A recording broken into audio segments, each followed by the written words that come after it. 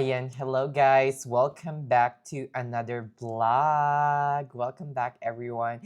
Alam nyo guys, this morning magbablog sana ako kaso buong araw sira itong camera ko. As in nakakaloka. In fact, factory reset ko siya. I really thought yung settings lang yung made-delete sa lahat ng um, anong tawag na 'to, sa lahat ng mga memories na naka-store sa memory card ng camera na 'to. I thought hindi yun made-delete. I thought yung mga settings lang na naka-install na sa camera or sa DJI Pocket 3 ko na 'to. Yun pala guys, made-delete siya lahat kapag factory reset mo siya. Yun, so na-delete nga lahat. Thankfully, lahat naman ng videos na hindi ko pa na-delete is uploaded na sa aking YouTube channel, in which I'm very, very thankful kasi siguro kung hindi ako nagba-vlog, ewan ko na lang kung ano pang memories or videos na ma-look back ko in the future, especially doon sa Vietnam stay ko or Vietnam trip ko na yon. So I'm also thankful na 'di ba? Kung hindi, wala, deleted na lahat ng mga memories at wala na akong matitingnan or malu-look back whenever I want to in the future. But anyway, um, ay, sobra akong na-stress ngayong araw na 'to. I hope hindi ko na magagamit itong vlogging camera ko na 'to. In fact, ang dami ng gasgas nito, eh, kasi magto 2 years na ba 'to sa'kin? Diyos ko Lord. Parang 2 years na. 2 years, siguro magto 2 years or 2 years na mahigit na, I don't know. Basta more than a year or close to 2 years na 'to.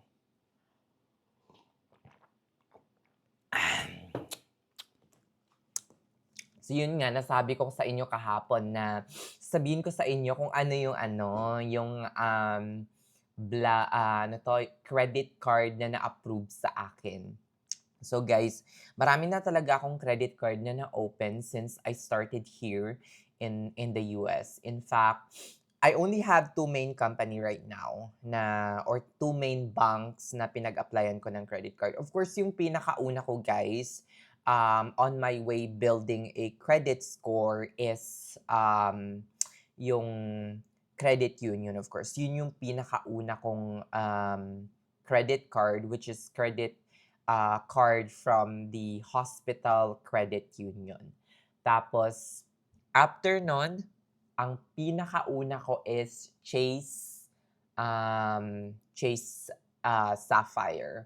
So, Chase Sapphire, I got, I think, 60 or 70,000 bonus at that time. But at that time, yung bonus points na 60 to 70,000 Sapphire is way a lot compared to the value it is now.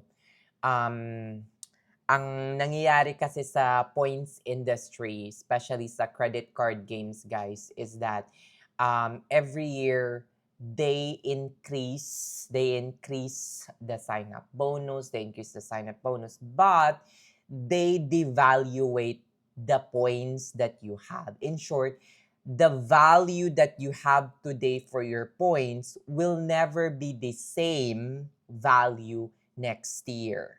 So for example, kung ang 40,000 points mo ay kayang iabot ng mga magagandang flights right now, next year it would not cost 40,000, magiging 50,000 or 60,000 points na yung kakailanganin mo. So they continue to devaluate the points. Parang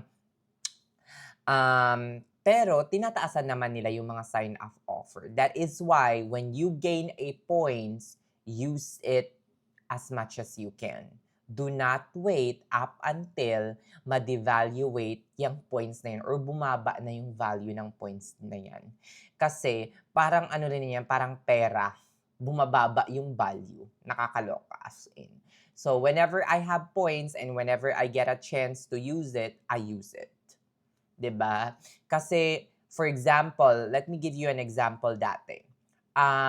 Dati, when I tried to book a business class flight from Washington, D.C., Saudi flight to Washington, D.C. to Jeddah, it would only cost me around 60 or 65,000 points.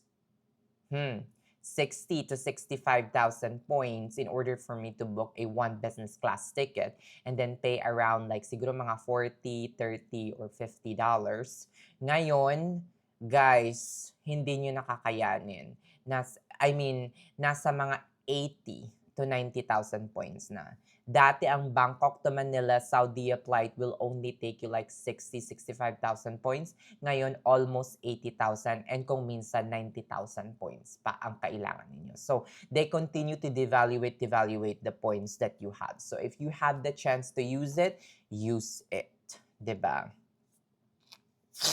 So, yun yung pinakauna kong credit card. Ang credit card na meron pa ako sa Chase is the pinaka-ano ko talaga to, yung parang, I think ito yung card na hindi ko bibitawan up until the end. Ito yung IHG One Rewards Premier Credit Card. It has $99 annual fee, guys. Meron siyang annual fee na $99. 99 or $90? Parang mga ganon. But, you get more than the annual fee. Nung first ako nag-sign up, guys, they gave me a 180,000 bonus points in which I was able to stretch that into like 15 or 14 nights in a Holiday Inn in Bangkok. Siyempre, iba-ibang Holiday Inn. Hindi lang sa Bangkok. I think I've tried also in Saudi Arabia, mga ganyan. So, we stayed in Crown Plaza, mga ganon. So, nagstay ako sa Crown Plaza, Riyadh Minhal ata noon din, and it was covered by that IHG points. Now, even if on the second year, magbabayad ka na naman ng annual fee, wala ka ng welcome bonus points, you still get like 40,000, like one free night that meron siyang cap na 40,000 points. So, last time, I stayed at the Intercontinental Bangkok, which is for one night, that would cost you around siguro mga $180 to $200, mga ganyan, or more than that. O, diba? Yung amount that you can get from that $99 and annual fee. And then, meron ka ring like every semi-annually $25 United travel cash that you can use for flight. So, you get like $50 per year. And then, aside from that, meron ka ring automatic courtesy platinum status and IHG when you hold this card. Now, yung friend ko sa Ohio, kumuha nung nandoon pa ako. Yung friend ko dito, yung friend ko sa Houston, Texas, kumuha din. In-encourage ko talaga sila na kumuha nito because it's very beneficial, especially if you are traveling a lot. And the platinum status will give you early check-in. Guys, tried and tested na namin ito. The earliest check-in that I got from an IHG hotel is 8 a.m. That was in Crown Plaza, Riyadh Minhal, na wala na ngayon, converted na into Radisson Blu. Usually, I get around 8 a.m. to 10 a.m. And then, yung pinaka-late checkout ko, yung pinaka-overrated na late checkout ko talaga for IHG happens just very recently in Manila. It was like 5 p.m. to 6 p.m. I did not request that, but there's just some inconvenience that happens to me. And the hotel manager contacted me, and then they said we could extend you up until 5 p.m. to 6 p.m. since your flight is still leaving at 10 p.m. at night. So sabi ko, thank you so much. Maraming salamat po. So yon. Imagine late checkout without payment for 5 p.m., 6 p.m. is amazing. Nakakaloka, guys. But usually, standard that I get as because diamond na nga ako ngayon, I usually get around 3 p.m. or 4 p.m. for platinum status. Nung nasa Bangkok kami, yung friend ko, status niya ata yung nagamit namin kasi siya yung nag-book ng hotel. He is platinum.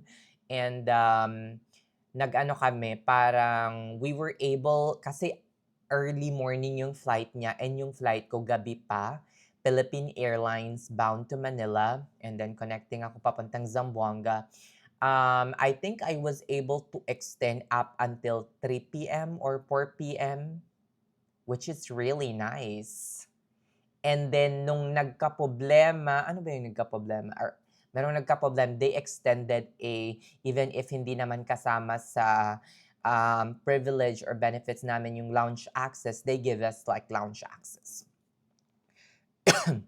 Now, yun, doon pa lang sa early check-in and late check-out, maganda na yung benefits ng IHG. And then, yung pag nagstay ka and you pay through points, you will only pay for the first 3 nights and then the 4th night will be free. So, 4 nights, 3 nights lang yung babayaran mo, the 4th night will be free if you redeem or you pay your stay through points. Yun yung kagandahan sa IHG One Rewards Premier Credit Card. But if you are not a frequent traveler, even if you are just traveling like once or twice a year, IHG One Rewards Premier Credit Card is okay. It's nice to have. Now, I would not give you a referral link or syempre, kung bibigyan ko kayo ng referral and you sign up through me, of course, I will gain like 10,000 referral bonus. But unfortunately, I will not do that because nung ginawa ko yun sa friend ko, yung sa Dayton, nung nag-signed up siya through me, instead of points yung makuha niya, which is 180,000,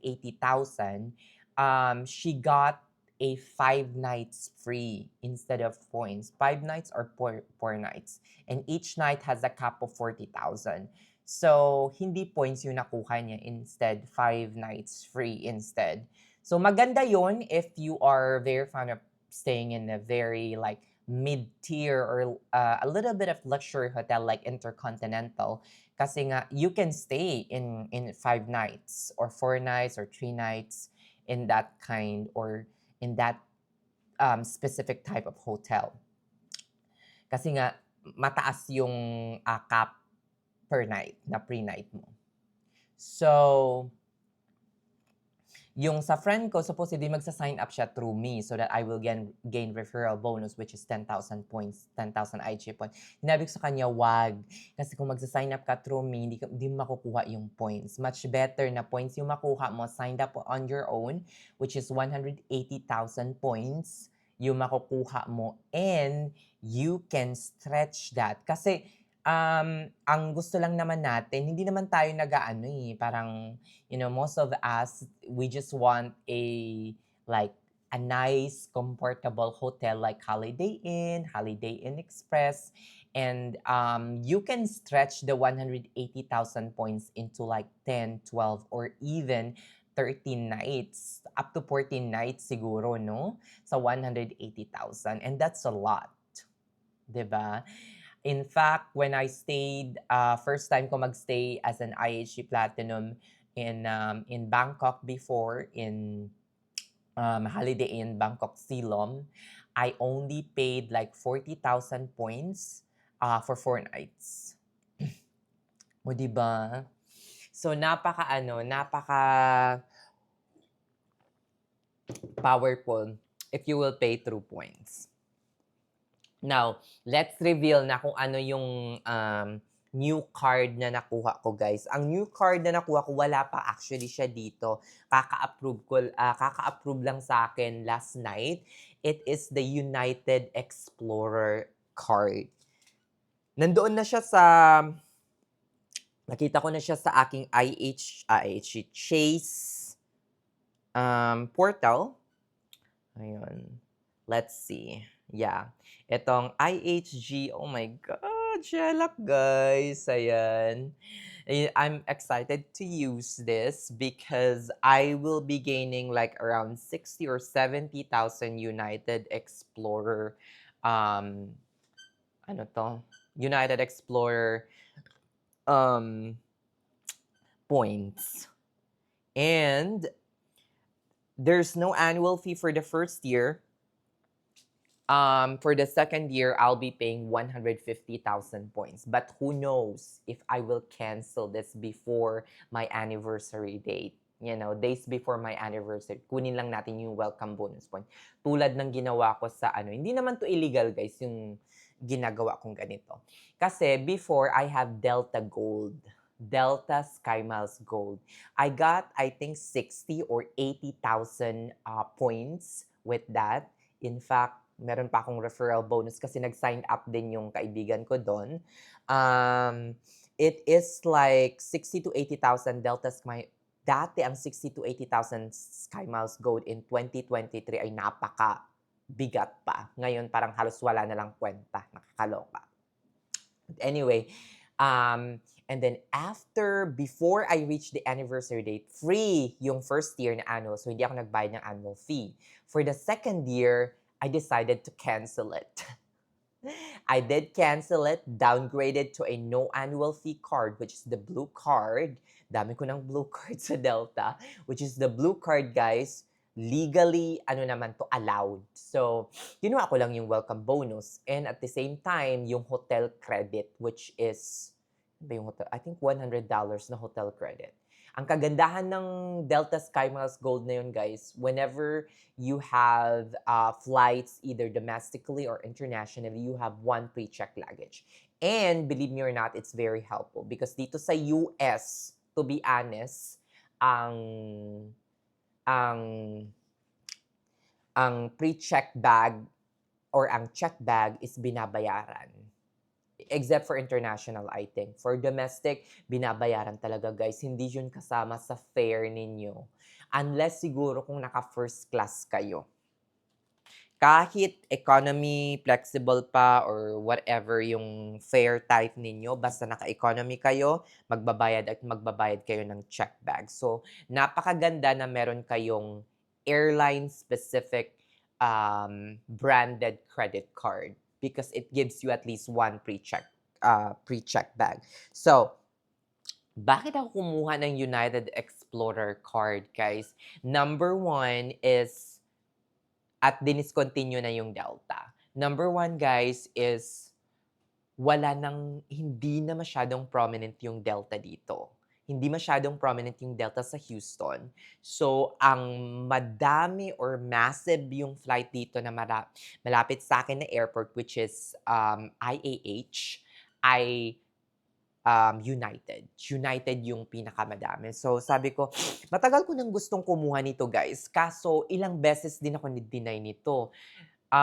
First kong na-deny is that nag-apply ako, I think in 2024. I was denied because sabing ganun sa akin, tinamaan ako ng 5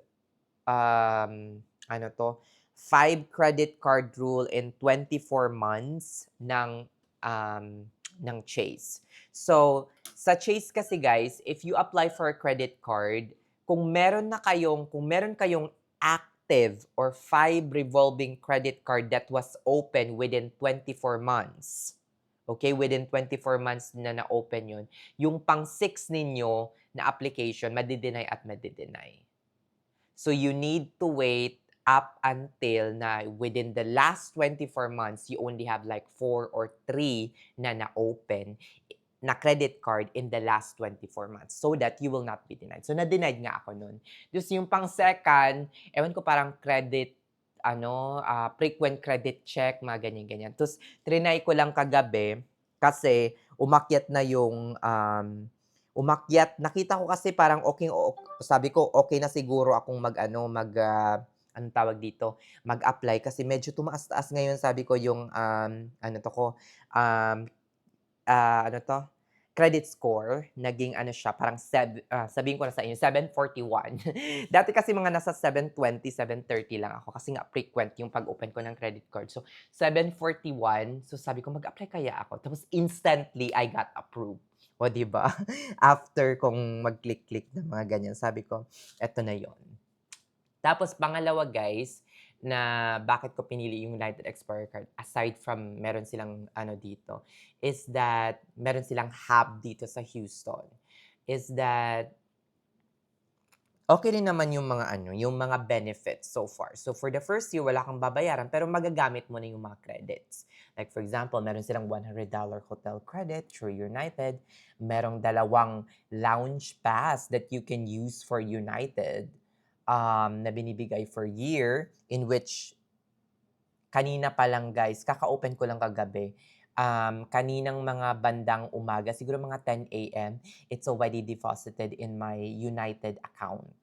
United Mileage Plus account, yung 2 lounge pass ko. Tapos, merong $60 rideshare credit, mga ganun. Yun naman sobrang importante yun. So, other credits are not really useful for me. And then 1 pre-check bag.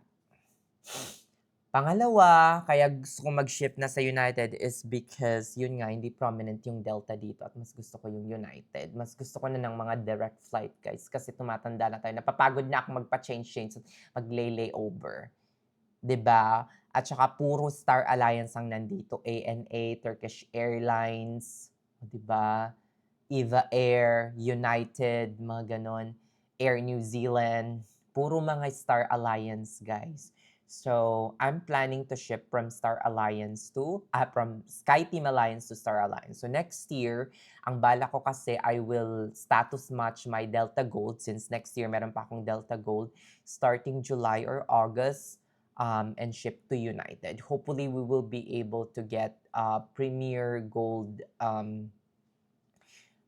match. Of course, after matching your status from from Delta Gold to United Premier Gold, you need to meet a specific PQP and specific PQF. So you need to fly United so that they will be able so that you will be able to maintain your status for the rest of the year and then for the next calendar year. O, diba? So, yun. Yun yung reason. So, hopefully makuha natin yung ating points and then next year makapag-travel tayo through United. But expect na for the first quarter, kung magta-travel man siguro ako is meron pa ako natitirang mga Delta SkyMiles points that I need to use. Probably, I'm gonna fly Delta. Sino kaya yun? I'm gonna fly Delta for the first quarter. Pero not much of a travel for the first and second quarter of the next year. So, magkita-kita ulit tayo guys bukas. Thank you so much sa parating yung pagsama or pagpanood ng aking vlog. Thank you. Shinare ko lang sa inyo yung kung ano yung mga credit card na meron ako ngayon. Question, let's see kung meron tayong question sa comment section. Doon pala sa about update regarding sa, journey on my hemodialysis. For the first week, guys, 4 days lang kami pumasok, which is Tuesday to Friday. Meron kaming parang instructor. They call it the RICE program. So, alam niyo siguro kung anong company ako. Basta they call it the RICE program. And then, for the second week, dito lang ako sa bahay, Monday to Friday. Ako yung nag-clock in and clock out sa, kontrolado ko yung oras ko, doing modules, doing ganyan, just learning on my own pace. So, I just need to work like from Monday to Friday. Yun yung parang rules nila. So, Kung minsan nagwo-work ako like 8:30 up until 12, kung minsan naman 8 o'clock up until 2, kung minsan naman 8 to 5, depende. Basta 'wag lang daw ako lalagpas ng 36 hours, pero lumagpas pa rin guys yung oras ko for this week. It did reach like around 38 or 39 hours. So I don't know what they're gonna do about it. If babayaran lang nila yung 36 hours ko, that's fine with me. And then I'll end up with 72 hours for the pay period or for the paycheck na kukunin ko this coming Tuesday or Wednesday. Shalak! So sige na guys, thank you so much sa parating yung panonood sa akin. Maraming maraming salamat. I really do appreciate your comments. If you like this video or if you like me, please do subscribe. If you don't like me, you can go ahead and unsubscribe. Wala pong pilitan. Maraming maraming salamat po sa mga loyal subscriber na parating tinatapos yung video ko. It really means a lot to me whenever you finish my video up until the end. Maraming maraming salamat po. Comment down below kung umabot kayo hanggang dulo. Shalak! Bye!